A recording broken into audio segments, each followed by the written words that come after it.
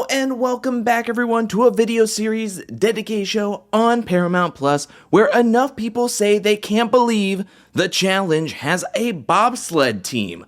That's right, we're talking about The Challenge All-Stars Season 4, Episode 5. We are danger close to the middle of the season and we have a lot to talk about from this past week's episode. But first, let's start off where last episode left off, and that was Cara Maria winning in the elimination against Rachel Robinson, getting to take her star and give it to anybody she wanted, and she gave it to Jasmine. And coming back to the challenge house, Jasmine is elated to have a star. She says Cara Maria handed her the final, but the thing is that even though Jasmine has a star, there's still a lot of game to be played. And now that you have the star, you have to secure that for the rest of the time to actually make the final. Brandon knows that with Cara Maria coming back into the challenge house that she's going to be eyeing him and wanting her revenge. He says that he made the best move for himself at that moment. And sometimes you whiff on big moves and you just gotta take whatever consequences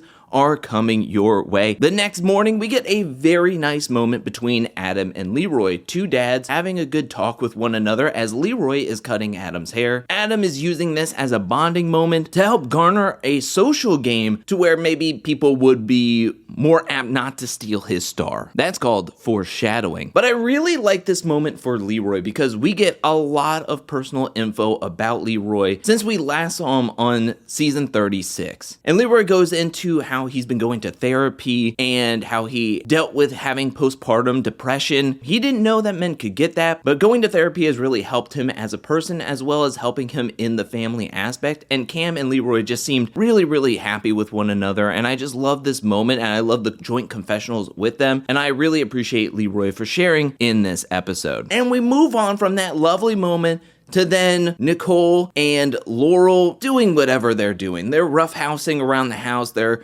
chasing each other in a room that just looks like it's not even finished. It just has a rug in it. I didn't like these moments at all, especially when it lingered where they were like trying to catch their breath. It's like, I don't want to see this. I know how this ends. And oh man, every time Laurel and Nicole are on my screen, I grit my teeth. I grit my teeth and I just wait till these scenes are over. But now moving on to the next day, we see Cara confiding in Leroy about what's going on between Leroy and Cam and Cara. Because Cara feels blindsided about what happened last episode. So Leroy says, I think we should all get together and talk about it, which they do. And it results in nothing being resolved. But we do get some more information on exactly why Cam was so upset with Cara voting the way she did. One, she felt like Cara was going to be a friend to her and have her back no matter what. So not voting the way Cam wanted was a shock to her. But we hear from Cam that she feels that Cara's intention in that voting was to tie the vote and I guess try to get Rachel not to be thrown into the elimination or to make other people have to revote and maybe get off of voting for Rachel. That's an interesting theory, but at the same time, it didn't happen. And if there was a way to tie the vote, wouldn't Cara have done it or try to lobby to get that done? The thing is, I knew this conversation was going to be doomed from the beginning because 2 seconds into Cam explaining herself and her position and her perspective, Cara like instantly shuts her down. She rolls her eyes, she gives a big sigh, and she's like, oh my gosh, we're talking about the vote. I knew you were going to use this against me. And that's not conducive or good for communication. So I understand Cara's frustration about how this is coming down to a vote and how she voted and how it did not matter because Cam still got her way. But Cam feels a certain way and now is not getting the proper space to talk about it, and then people start raising their voices, and then Cara turns to Brandon and Brandon says that why would he jeopardize $250,000 in his game for somebody who doesn't even check in on him in 8 years? Cara tries to explain herself, but absolutely nothing gets resolved. They're just not going to be gelling with each other, and it's unfortunate because if they would join forces and be able to see eye to eye, then they could be running this game, but that's just not the case, you know? But now we're going to put a pin in that as everybody dons their challenge gear, head down to meet up with TJ for this week's daily challenge called Bobblehead Bobsled. And this will be a team challenge where 3 teams will have 5 members and 1 team will have 4 members. This is a blast from the past, all the way back from season 17, The Duel 2, which had a very similar challenge where players had to use like little mini sleds and go-karts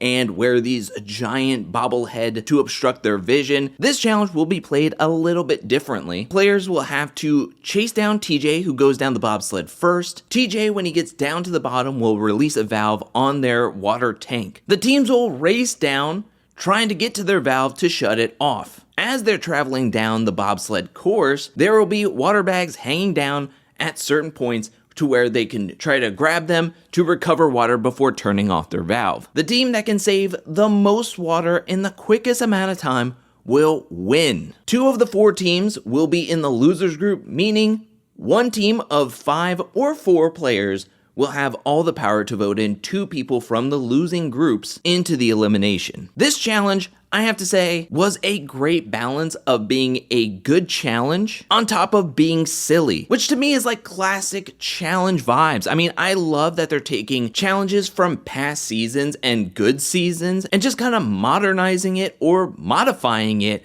to this day and age. And I really enjoyed this challenge. The team of 4 was up, where we had the light blue team of Brad, Jasmine, Leroy, and Nicole, and they were very confident. I mean, Brad had done this challenge in the past. He was so confident, but then he just fumbled the bag, literally, in this challenge, as he just tried to go up for every single bag, and they kept flying away from him. They were flying off the course, onto the course.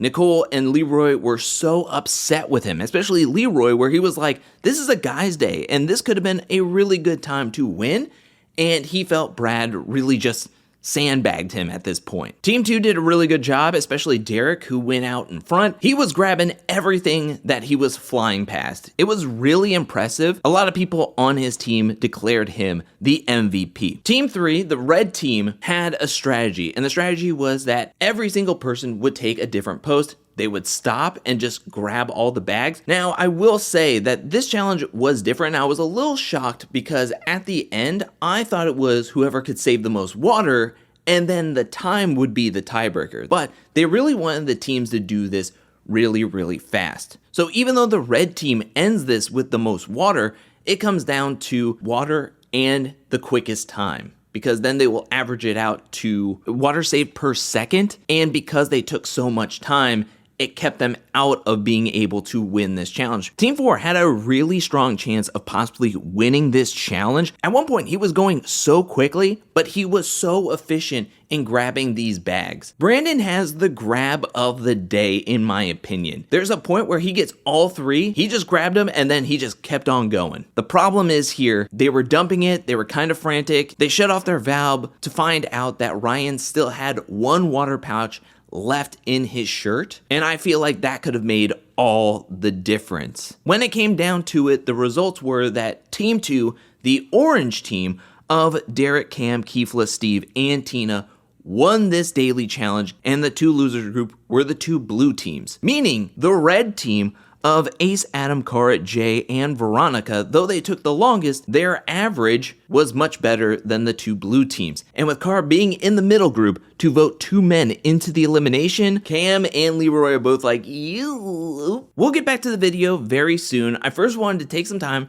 to say thank you so much for watching this video. But if you would like to support me and the channel further, you can go over to patreon.com/angelcakevids. Over at Patreon, there is a ton of exclusive content, ranging from premiere challenge content, commentary videos, watch parties, access to challenge fantasy games, and much more. So if you like the content that I'm creating and would like more of it, then please consider checking out my Patreon. Thank you again for watching and supporting the channel. And now back to the video. All signs were pointing that Brandon was going to be sent into this week's elimination, because coming back to the challenge house, we see Brandon get a phone call from back home. I'm telling you, this was one of the cutest, most wholesome phone calls from back home I think we've ever seen on the challenge. I was dreading every second of it because I was like, oh, this is so cute. This is so nice to see like a dad and daughter moment with each other, and it was so wholesome. But in my mind, it was just like, yeah, but I know you're most likely being sent into the elimination because of this. Normally, we get phone calls from back home, and it's like before the daily challenge, it's one of two things. They're gonna win the daily challenge, or they're being sent into the elimination. And with a phone call after the daily challenge, it's like, okay, yeah, Brandon's being voted in. So then we move over to dealing with Laurel and Nicole stuff yet again. And this moment's kind of like made my brain hurt a little bit because it's not just the content, but it was the editing that made me confused as well. People are getting ready for bed and Laurel comes in to kind of snuggle with Nicole. Jay is frustrated with it, which I found very funny. He puts in earplugs and then, in Laurel's words, barriers were broken down. Now, there was a moment earlier in this episode where Nicole and Flora were talking with each other and Flora was trying to give Nicole some advice and was like, look, you're getting really close with Laurel. I feel like you're going beyond the friendship level. And if you're not ready to take the next step, I think Laurel's going to get too attached to you and you guys need to communicate something to help put up a boundary between you two because lines can get blurred and then somebody's bound to get hurt. So then we get to this moment. I feel like the edit is way out of order because the next moment we see, both Laurel and Nicole are having a serious conversation with each other about what boundaries they want to set with one another. They're both in their challenge gear as if they just came back from a daily challenge. Yet we're getting this moment after like just some time off and before the nomination. So I don't know when this conversation actually took place. If they just decided to like put on their challenge gear and talk with each other just randomly in the game, in the house. I don't know. I don't know how that happened, but we get this conversation where Nicole is trying to set up some boundaries. Laurel's like, what are you talking about? You're just saying this to push me away. This is your defense mechanism. When things are going good, you're worried about getting hurt. And Nicole is like, no. This is for both of us. Again, the edit just doesn't make sense that we're getting this conversation after what we just saw them like cuddling and snuggling. You know, I just feel like this scene happened way earlier and then they were trying to piece it together with what just took place. Laurel, after talking with Nicole, is hurt, is sad, is frustrated. She goes and talks to Cara Maria and Avery, who have Laurel's back, and it's just all a mess. It's just a mess. I don't want to deal with this. And looking at the preview to next week's episode, it's just going to get even crazier. And I'm just not into it. I just don't want to see it. I don't want to see it. So I'm done talking about that for now. Let's move on to the nomination ceremony where it's pretty chill. You know, everybody's on Cara Maria's side except for Jay. Everybody decides that they're going to vote for Leroy and Brandon. Jay votes for Leroy, but not Brandon. Instead, he burns a vote on Ryan. It's a really quick vote to where we have Cara Maria getting her revenge on Brandon and Leroy and Cam because she voted in Leroy. So we have Leroy and Brandon heading into this week's elimination where TJ tells them that they will be playing in the elimination game called Mission Improbable. They will be hanging from wires suspended over a puzzle board that will be attached to them. They have to use their arms and legs to maneuver these 5 balls on the outside of their maze into the inside and put them in the 5 holes. The first player to sink all 5 of their balls first will win, get to steal most likely Adam's star because Kifla and Steve, the other 2 star holders, are in the winners group and their stars are safe. I like this game because, yes, it's very Survivor-ish. They always love to do those tilt puzzles, but this is a bit different as the player's leverage is now changed with them hovering over the board and using their momentum. Brandon said that the board was super heavy. If you're not going quick, you could be using so much of all your muscles because your leverage is just whatever you're putting into this board. But I thought it was a good equalizer for Leroy and Brandon to do against one another. Cara is hoping that Brandon comes back because if Leroy comes back, it's going to be 2 people on her yet again. And possibly maybe Leroy would want to take Cara's star and give it to Cam. Well, Cara's hopes were very high in the beginning of this because Brandon was doing a fantastic job. He sunk 3 balls back to back to back while Leroy was still trying to get all 5 balls from the outside to the middle. Whereas Brandon seemed to be doing one ball at a time, that he would filter the balls while the other ones would just stand on the outside. Brandon was doing a great job in the beginning. Like I said, 3-0, but then Leroy came roaring back. He tied things up at 3 apiece. Then Brandon was able to get the 4th ball in, but because the last ball was on the outside of the maze, Leroy, when he was sinking the 3, had all 5 in the middle, and he was just able to do the 4th one and the 5th one rather quickly. Leroy had a major comeback and won. His first time winning something on All-Stars 4. Maybe this could give him some momentum. Maybe this could jumpstart something in him.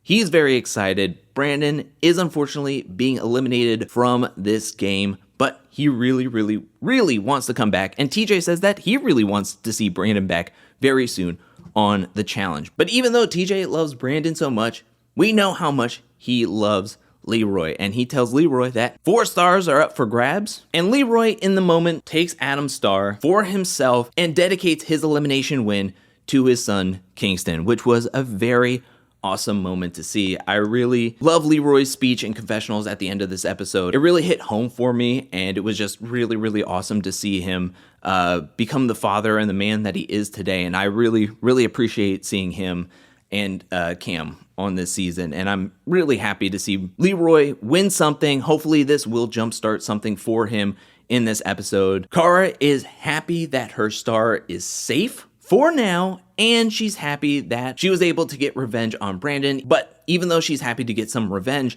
she does say in the confessional that she still loves Brandon and that she's going to keep in touch more so than she has in the past 8 years, which I think is nice. This episode was my favorite of the entire season. Like I mentioned in the past review and recaps, these episodes just seem to get better and better and better.